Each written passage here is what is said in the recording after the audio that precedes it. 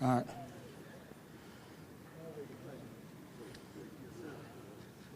Of course, we waited for you to get started. All right. All right. Good morning, everyone. Good morning. And it's a great day here in the city of Atlantic City. Can we say great day? Great day. Yes, great day. And according to the Lieutenant Governor Sheila Oliver, we live, we lit, we outside. All right, with that being said, I'm Mayor Marty Small-Sing. I'm mayor of the great city of Atlantic City. Not only is it a great day here in the city of Atlantic City, but it is a historic day. First, before I give my brief remarks, I would like to pay kudos to state representatives that are here, the Director of Local Governmental Services, Jacqueline Suarez.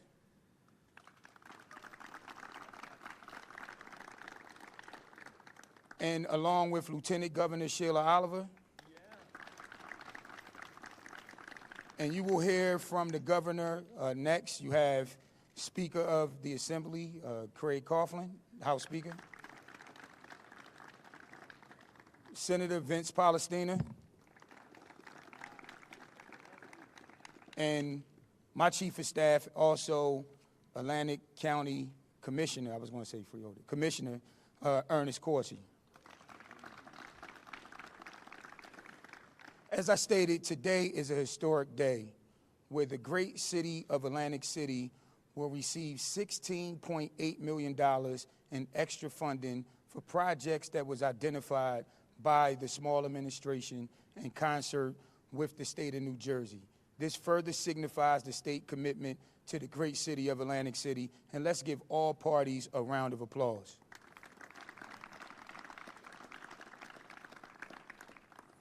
And before I proceed, I see Assemblyman Don Guardian and Carol Swift of the Assembly. These projects represent relief for the taxpayers of Atlantic City. Some of these projects have been talked about for a long time. It represents our commitment to our public safety and first responders, public safety, police and fire, and our first responders, police, fire, and our fine men and women in blue of our Public Works Department. Major investments will be made to Public Works, 2 large vacuum trucks at $1 million, 2 street sweepers, 2 skid loaders, 4 mini vacs, and a small trash truck totaling $3.958 million. Also, investments in boardwalk expansion. We also have an ESIP program, which has been long championed by our business administrator, Anthony Swan. 2 brand new fire trucks at $1.3 million. HVAC, much needed HVAC upgrades to City Hall at $3.5 million. And the completion of the Main Avenue Promenade at $1.2 million, and helping an investment at 2501 Pacific Avenue at $1 million. But the major announcement, this is something that I've championed since I was a council person. In 2013, we had a trip, a group of community stakeholders, go to East Orange because their citywide surveillance system had a 76% reduction in crime. That's the home of the LG. And we was always trying to find funding to get it done. But I'm happy to say that with this $16 million investment, $5 million will go for the first time ever to a citywide camera program. The city of Atlantic City, the entire city, the neighborhoods, every street will be under surveillance with this $5 million investment. And that shows our commitment to our clean and safe agenda. It shows our partnership with the state of New Jersey, and I couldn't be happier as mayor that all of this is happening under our watch. And we really appreciate it. It shows the front office commitment and everyone involved. And one more time, can we say great day? Great day. And without further ado, I would like to introduce the governor of the state of New Jersey, Phil Murphy.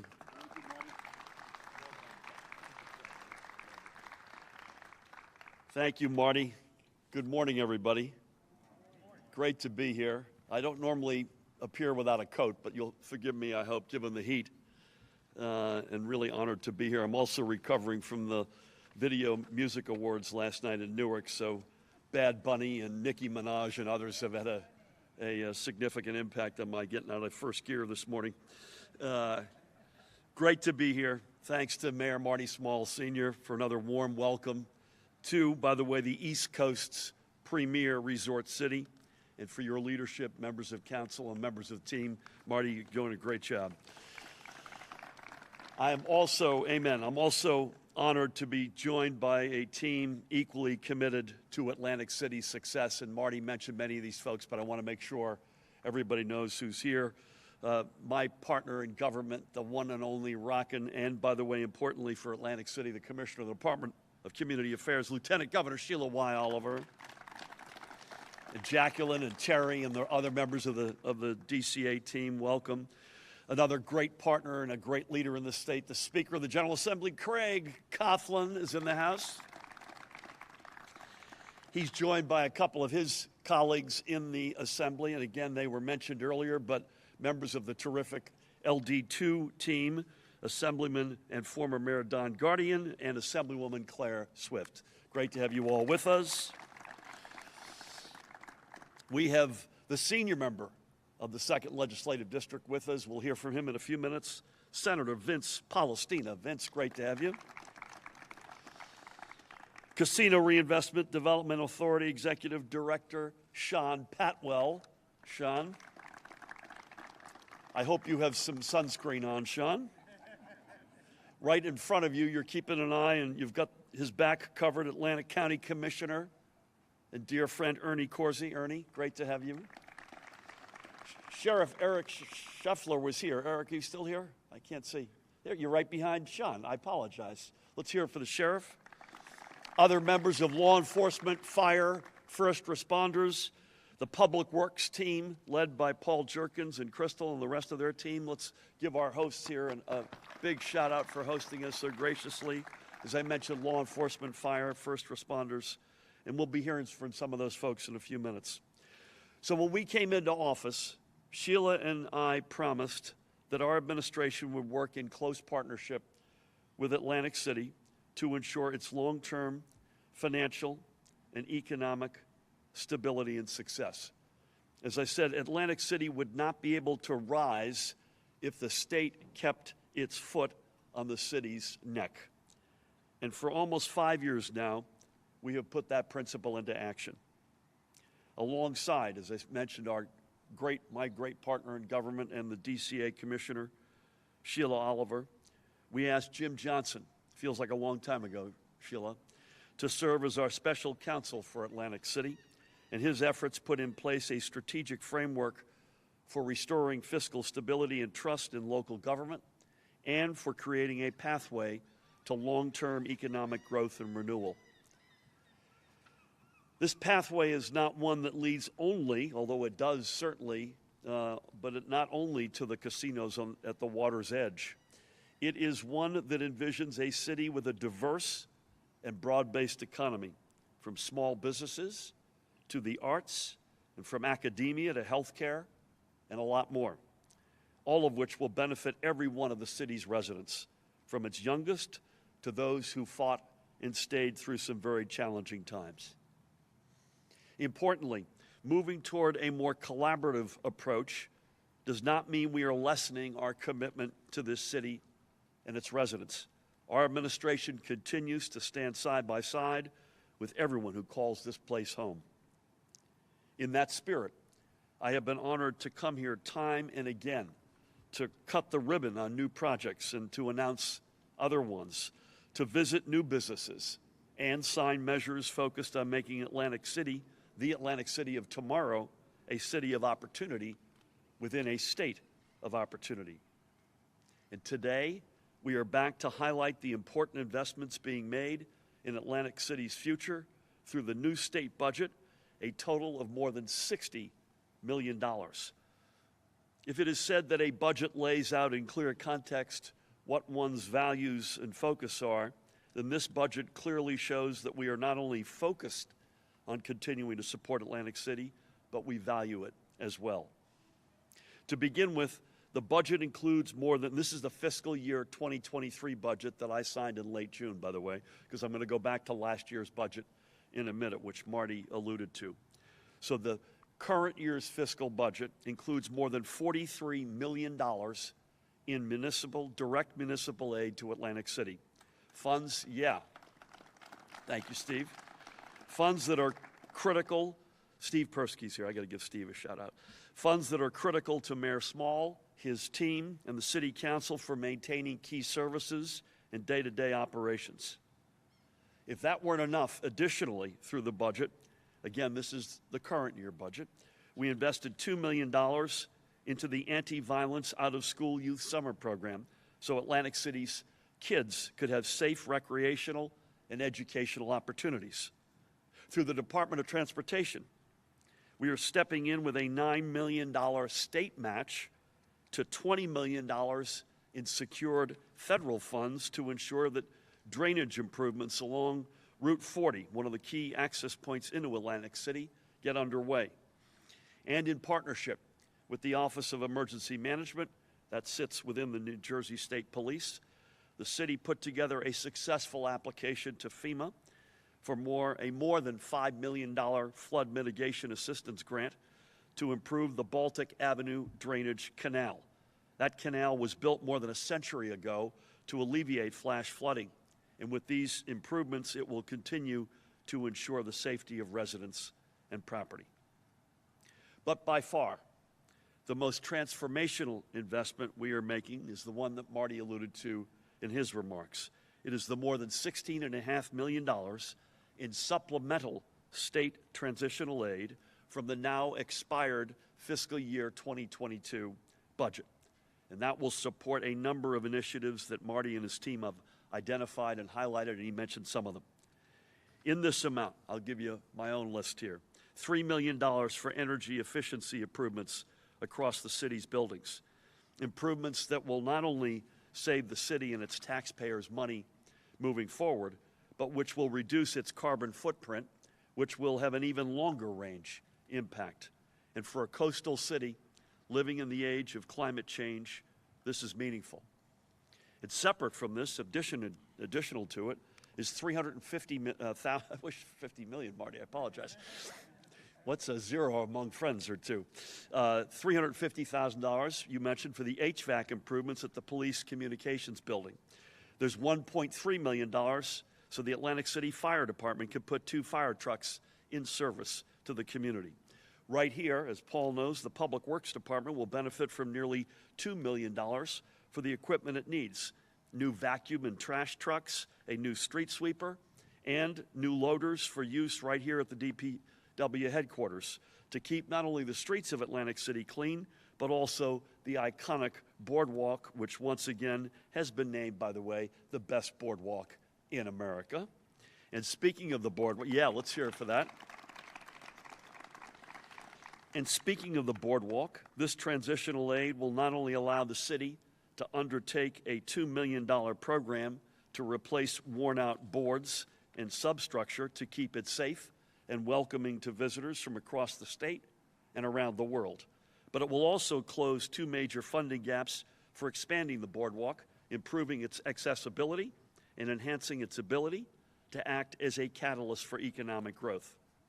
The first of these projects is along the Main Street Promenade in Gardner's Basin. The other is just a few blocks away at Caspian Point. Finally, this supplemental transitional aid, again, this is the stuff we were able to pull out from last year and invest in Atlantic City. It will close the $1 million funding gap for the city to move forward on the acquisition and redevelopment of 2501 Pacific Avenue, a key property that will further revitalize not just the boardwalk, but the neighborhood around Jim Whalen Boardwalk Hall. And I know Jim, as a former senator and former mayor, would be proud to see all that is going to happen here in Atlantic City through our partnership. 6 weeks ago, as you all know, Atlantic City hosted the national convention of the NAACP. As a former national board member, that was a particular badge of honor. This was not just a historic gathering, but it also served as an opportunity for us to put on full display the transformation that is happening right here in Atlantic City. As I noted in my opening remarks, every time I come here, there's something new to see and to do. Our job now, and I think our job, all of us together, is to ensure that this progress continues. This city's success is vital to the success of not just South Jersey, but to be sure, of all of New Jersey. I am proud of all that our administration, and I know Sheila joins me, and the legislators led by Craig and colleagues here, that we're all doing to support Atlantic City's continued rise. And with all that said, again, I thank everyone here, Paul, at DPW, for allowing us to gather at your home, and it is my pleasure to introduce my partner in government, someone who knows this city as well as anybody. Please help me welcome the Commissioner of the Department of Community Affairs, but more importantly, the Lieutenant Governor of the great state of New Jersey, Sheila Y. Oliver.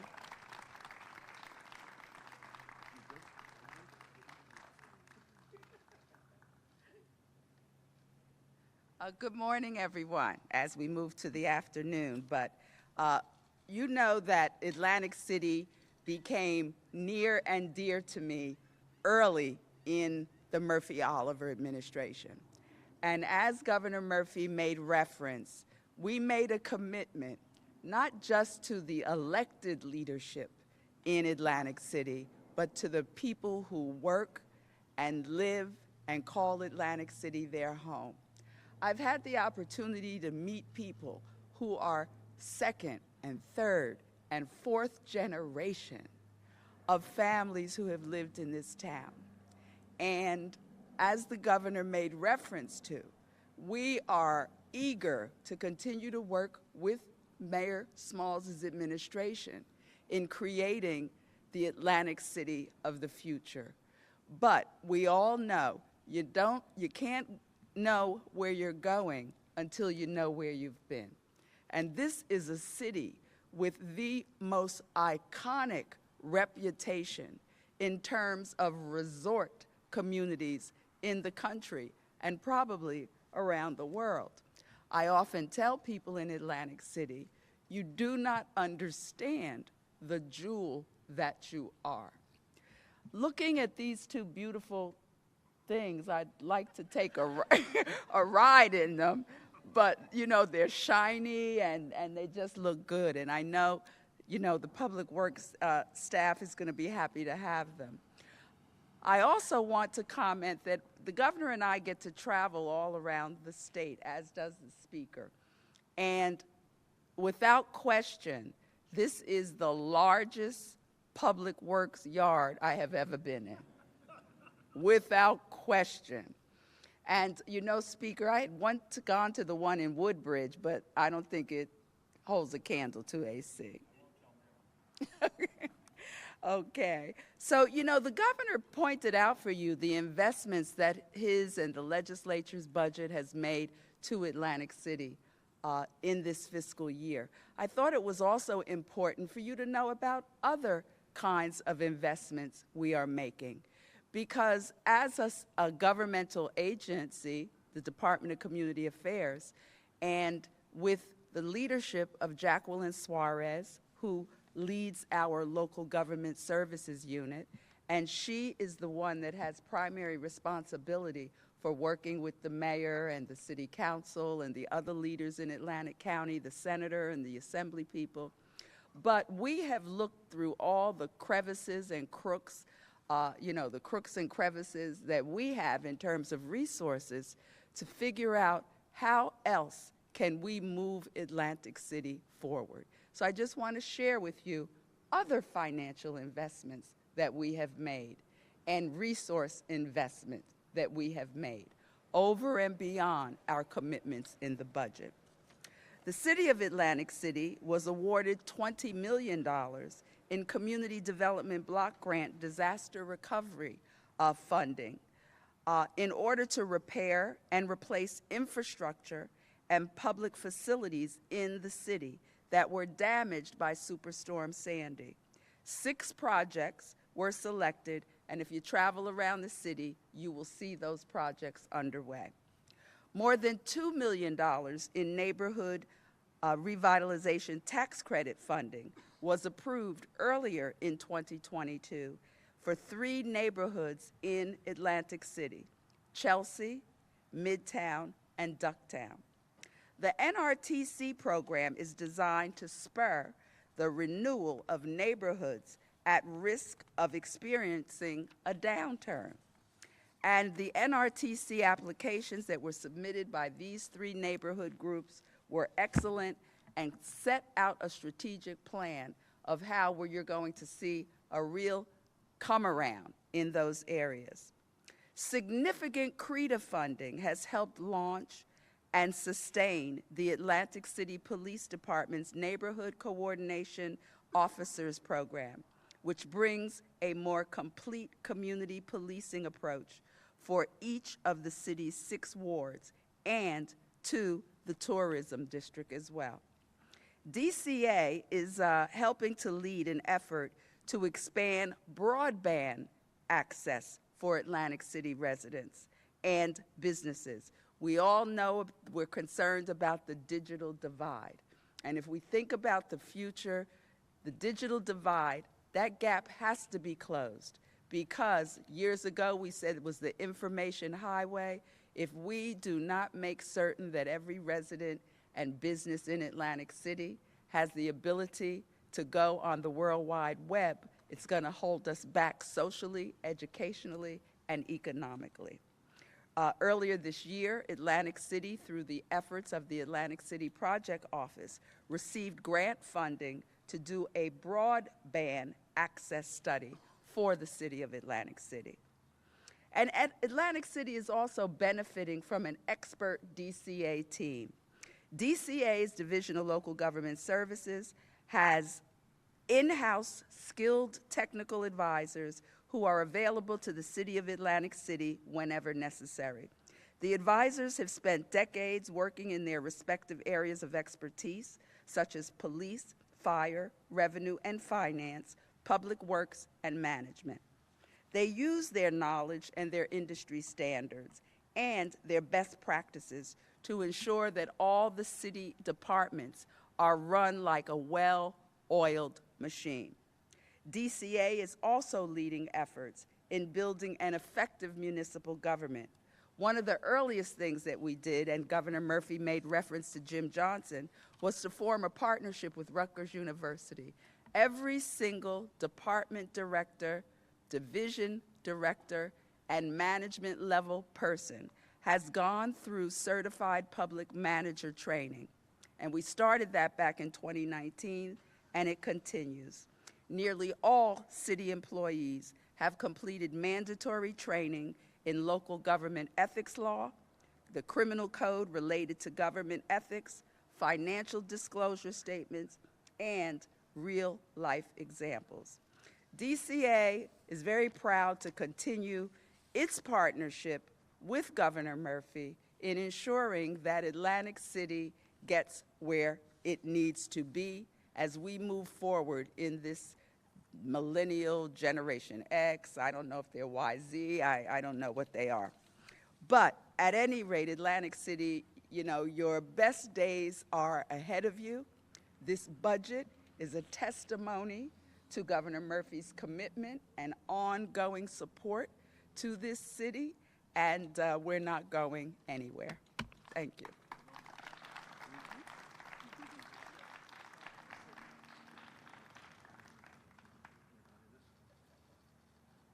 Sheila, thank you. I just said to Terry that I'm not sure what you call the generation, but I do know this: we're not in it. I want to give Eddie Donnelly, president of FMBA, one of the great union leaders, great firefighter, first responder in his own right. I didn't recognize you there, Eddie. God bless you, buddy. I hope, by the way, Sheila, you referred to these 2 shiny, beautiful machines. I hope John Deere is funding some of this transitional aid, by the way, given the airtime they're getting. Just wanted to get that off my chest. You mentioned Superstorm Sandy. This is not germane to why we're here today on a more serious note, but I had my second conversation with a Coast Guard admiral this morning. New Jersey is covered by 2 different regions of the Coast Guard. And from about Shark River on down, it's Philadelphia. And clearly Atlantic City is an incredibly important part of that, as Marty and everybody else here knows, Don and others, that they've got both boat assets and air assets stationed here in Atlantic City, and we're all bracing for whatever all the experts claim will be a tough hurricane season. But I'm going to find some wood here and say so far, so good it's late starting, but everybody stay alert and stay strong. So it takes a village. You don't get to a day like today with the tens of millions of dollars that we're talking about just because somebody woke up with a good idea or a good impulse. And it certainly takes great legislative leadership. And please help me welcome in that spirit a great leader, the Speaker of the General Assembly. Without him, we wouldn't be here today, Craig Coughlin.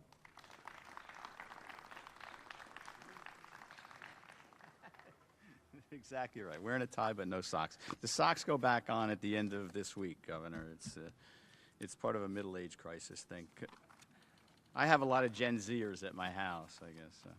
Anyway, well, thank you, Governor, and thank you, everybody, for being here. Mayor Small, thank you. Members of the Public Works, it's a pleasure to be here, and I'm going to take the message back that you have such a great facility to my mayor, Jerry McCormick, whom I'm sure you know, and I suspect there'll be something in the budget for an expanded Public Works facility in next year's budget, and I hope I can count on Assemblywoman Swift and Assemblyman Guardian to support that as well.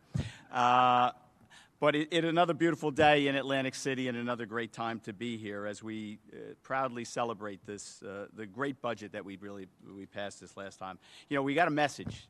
Part of politics and part of governments, the most important probably, is to listen. And what we heard from the people of New Jersey last November was that we weren't paying enough attention to kitchen table issues. We weren't paying enough attention to the things that mattered in their day-to-day life. And so we got to work.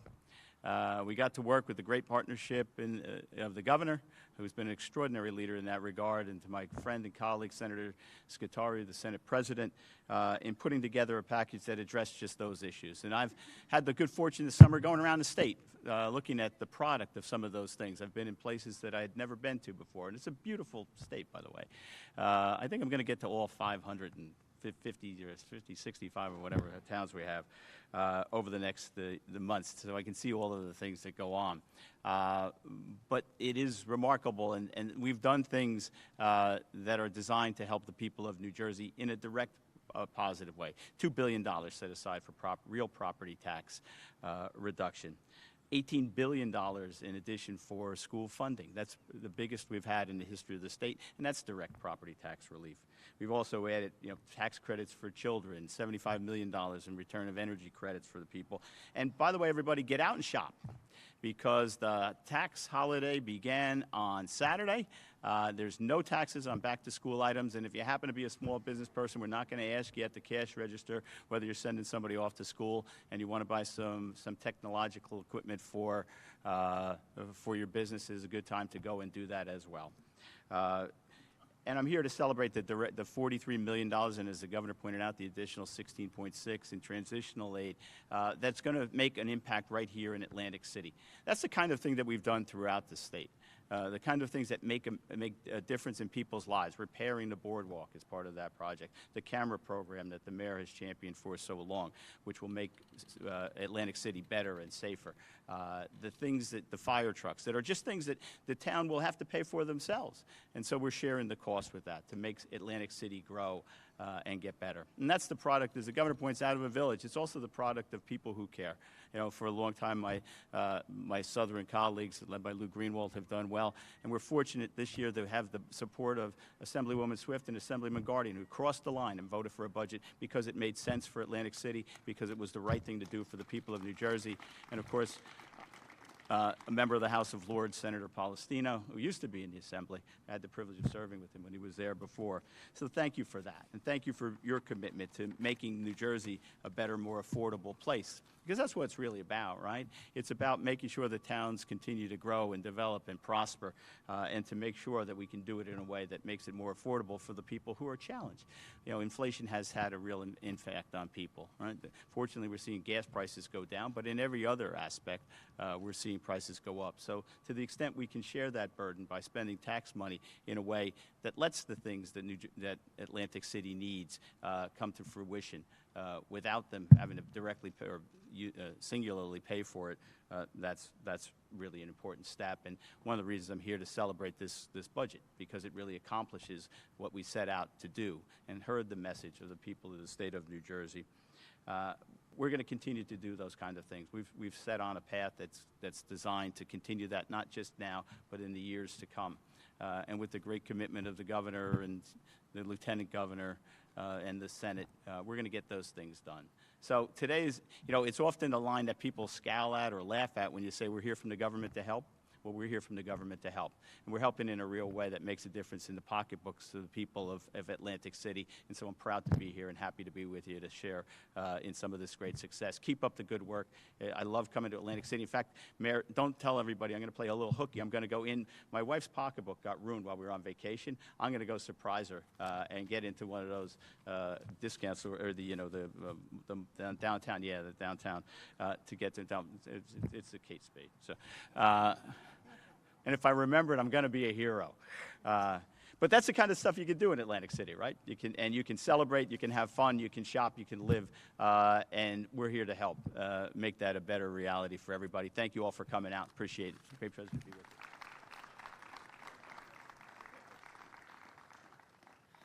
Your wife Tish just texted me. She's watching at home and appreciates the gesture. Amen to everything you said, Craig, including especially affordability and listen, if we can find ways to take the burden off of a community, in this case Atlantic City, and put it on our shoulders, or to be smart in working with our county colleagues, we'll hear from Ernie in a couple of minutes, or, as we've mentioned already today, being really sharp on getting federal money, that combination is lethal at the end of the day, and it goes directly toward pocketbook relief for our residents. I mentioned it takes a village, not only the General Assembly, it sure as heck takes the Senate, and we're privileged to have a terrific senator with us today. Please help me welcome from the Legislative District number 2, Senator Vince Palestina.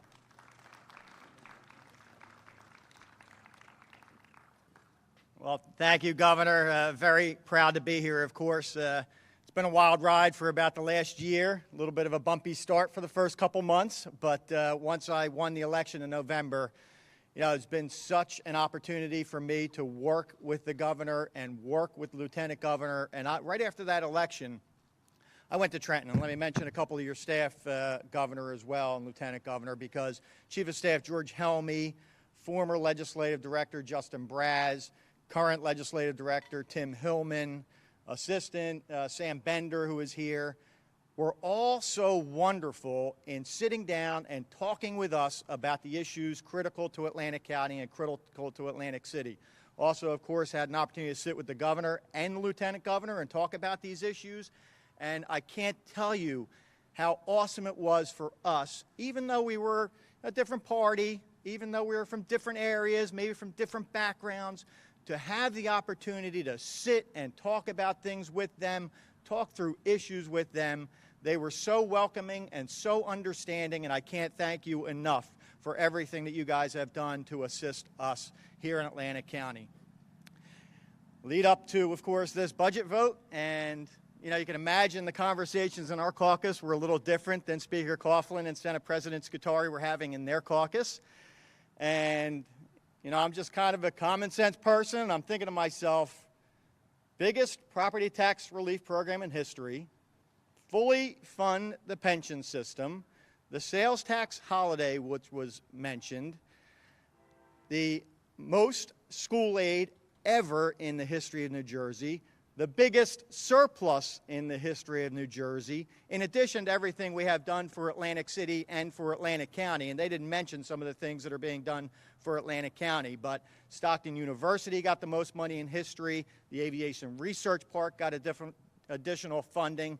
And I was just thinking to myself, as I'm talking to my colleagues, who of course wanted all Republicans to vote against it, like, I'm not a simple guy from Atlantic County. This doesn't seem too bright to me. That seems like one of the best budgets we've ever had in the history of the state of New Jersey. And so, you heard Don Guardy and Claire Swift and I, the only Republicans in the state of New Jersey to vote for the budget.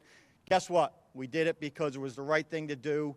We are Atlantic County. We have always been Atlantic County. We have never worried about party affiliation or background. We are going to do what is right for Atlantic County, and we give you our commitment. We are going to continue to do that as long as we serve in the legislature. So let me just say in closing, I mentioned some of the team. You heard Jacqueline Suarez's name a lot. You heard some of the team members that are here. Dr. Kesselman I spoke to, I was hoping he could be here because Stockton is so important and so critical to the future of this city. Lori Herndon is here as the CEO of Atlantic Care. Again, another institution so critical to the city of Atlantic City and our region. And so we have such partners in place now with the Governor Murphy, with Lieutenant Governor Oliver, with the Mayor, City Council, with Jacqueline Suarez, with our leaders in the business community, the educational community, the Sheriff Eric Scheffler here, the new Atlantic County Prosecutor was recently appointed, Sean Patwell now leading the CRDA. We have every piece in place. We work together across party lines, regardless of anything. Nothing is going to hold this city and this region back. And so I'm proud to be a part of it, and I thank you for everything you have done.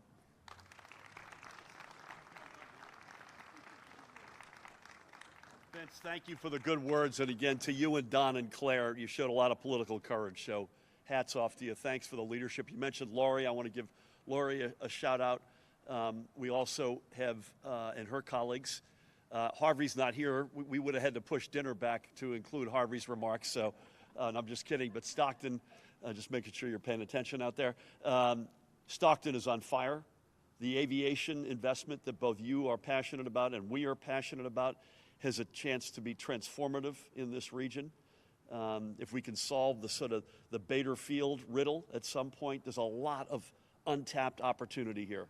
And so count us, I know I speak on behalf of Sheila and myself and Craig and other leaders here, is all in. So in final part of It Takes a Village, you need a county. You need the county participation. You need their partnership.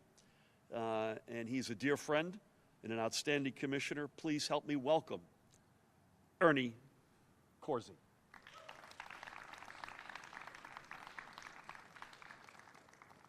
Let me just say, in the essence of time, I don't need a suntan, so we're not going to be here much longer. Certainly to the governor, to the lieutenant governor, to certainly all of you who have come today. What a great start for Atlantic City in Atlantic County. You talked about the Aviation Tech Center. You talked about Stockton. I am one of those commissioners that will brag, coming from the commissioner side, former freeholders at that time, when we put up the bonds and put the first Stockton up. It is amazing that Stockton University is back on its property where it originally started, right there on Albany Avenue. It's nothing like going back home, a full circle. If I can, I just want to say, and I'll take the privilege of doing it, Governor, because the person I taught in politics that got the mic is in charge. So since I'm the last one, I thought it would not be robbery that I just take this opportunity. I know the mayor was trying to get the program moving, but I think it's important that all the mayor's directors just stand up.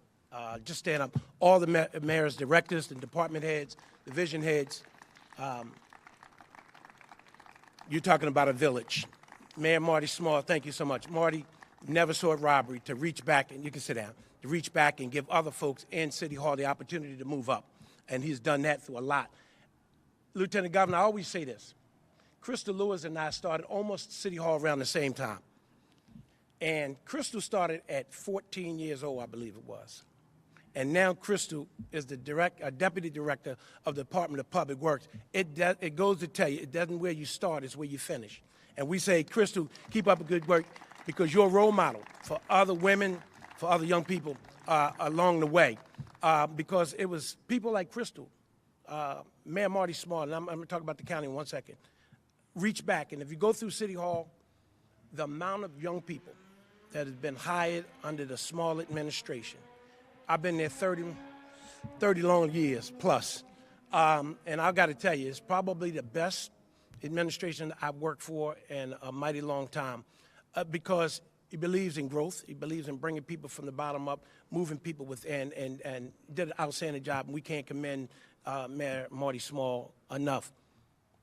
Let me just say that on the county side of it, again, it's a partnership. We've got to forget about the D's and the R's and the I's, and at the end of the day, the taxpayers don't give a rat's tail what side of the aisle you on, how do you reduce my taxes, how do you keep the streets clean, how do you get more cops on the street. That's what the residents want to hear. They don't want to hear about the fighting between D's and R's and I's, and at the end of the day, we've got to say we've come together. We put our partisan at the door, and how do we move Atlantic City and Atlantic County forward? And that's going to take all of us, whether it's Vince, it's Ernest, it's Jeff, it's Don, it's Marty, it's whoever. We've got to put all that aside and say what's in the best interest for Atlantic City and Atlantic County. Because if we're all rowing in the same direction, there's no stopping us now. And so when you look at the speaker, he takes his time to come down to Atlantic City, the governor, the lieutenant governor, on his hot deck.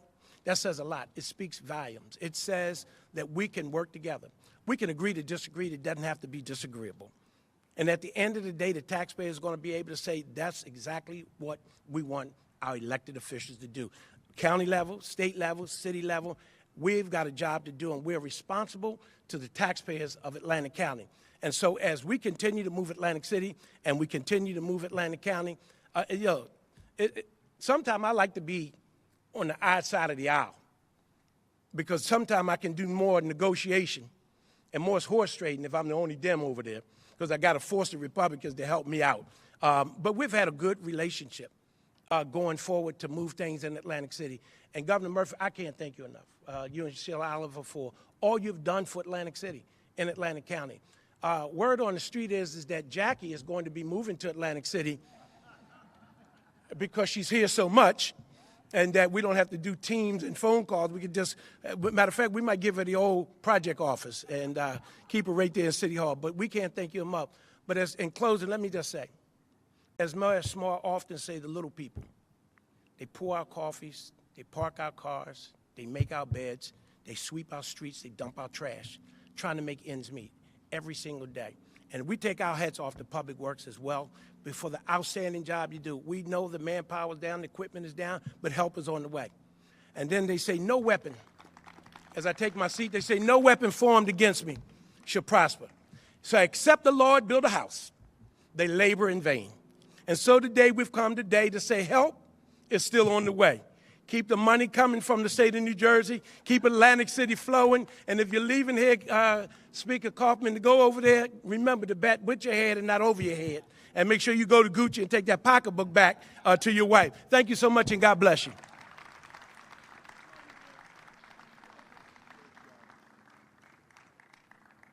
You had some great lines in there, Ernie, including quoting those famous American philosophers, McFadden and Whitehead. Ain't no stopping us now. Crystal, you got to give us at some point privately, give us some Ernie stories from way back then when he was a youngster. Thank you, Ernie, and thanks for all you do, and including for your great friendship. So as they say in Hollywood, it's a wrap. On behalf of the mayor, the DPW outstanding team, lieutenant governor, speaker, senator, assemblymen and women, other elected officials, department heads, private sector representatives, law enforcement, fire, first responders. Atlantic City, Sheila and I talk about this all the time. There's a short list of communities, and Atlantic City's on it. As it goes, so goes the state of New Jersey. Those aren't just words today. Hopefully is another proof point that we're back on those words up with serious partnership and help, financially and otherwise. Thank you all.